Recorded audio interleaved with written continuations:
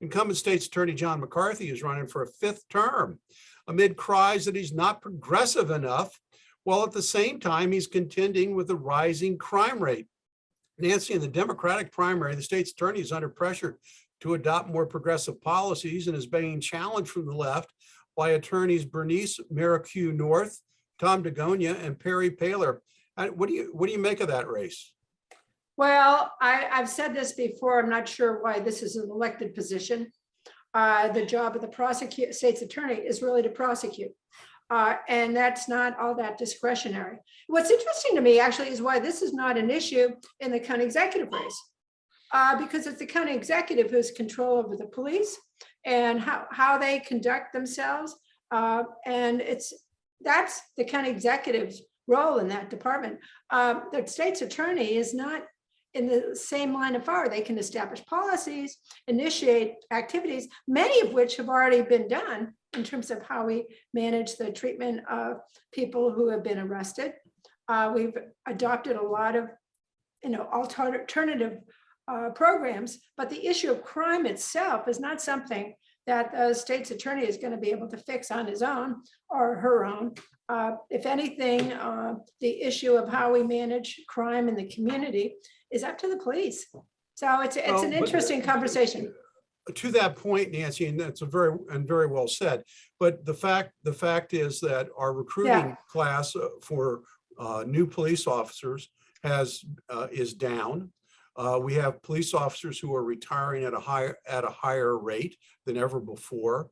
And so there is an issue surrounding crime and how we look at crime that perhaps we focus on the state's attorney because he's charged with enforcement. Focused on, yeah. Mm-hmm. But it's not an issue that's being ignored.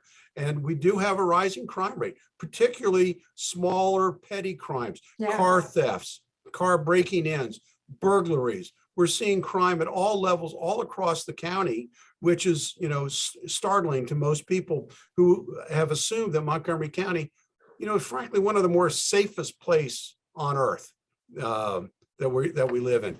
So, Mark, to that end, being Mark, across the country, progressive prosecutors have been voted into office, and shortly thereafter, there's been a buyer's remorse that set in with voters due to the rapid increase in crime resulting in efforts to recall the prosecutor. Recently, we saw this in San Francisco. There was an effort in Philadelphia to do the same.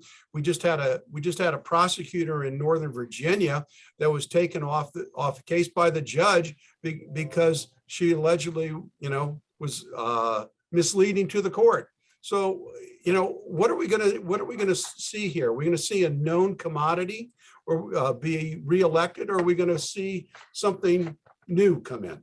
Well, as you've referenced, we have seen that having the wrong prosecutor and having a prosecutor that is pursuing a progressive agenda or a woke or whatever you want to call it, of not prosecuting minor offenses, of what are described as minor offenses, can have an absolutely disastrous impact on the community.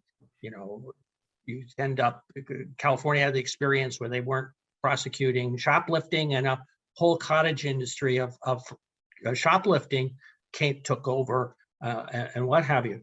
So while Nancy's right that prosecutor, state's attorney can't do the job of the police, they also can, if you've got the wrong person in, really undo the work of police officers by failing to take appropriate action in enforcing the law. So there's no Republican running. I think John McCarthy has been a stellar state's attorney, and since I'm not registering as a Democrat, I would encourage those who are Democrats to support John McCarthy for re-election. Well, I think Tom DeGonia is a past president of the Bar Association in Montgomery County. He's a well-known guy. He's a former prosecutor himself. I think he's going to pose a significant challenge to John. I've known John, for years. I knew him when he was an assistant state's attorney in Prince George's County because I had a good buddy in that office. And so I've known him a long, long time. I think he's done a great job myself.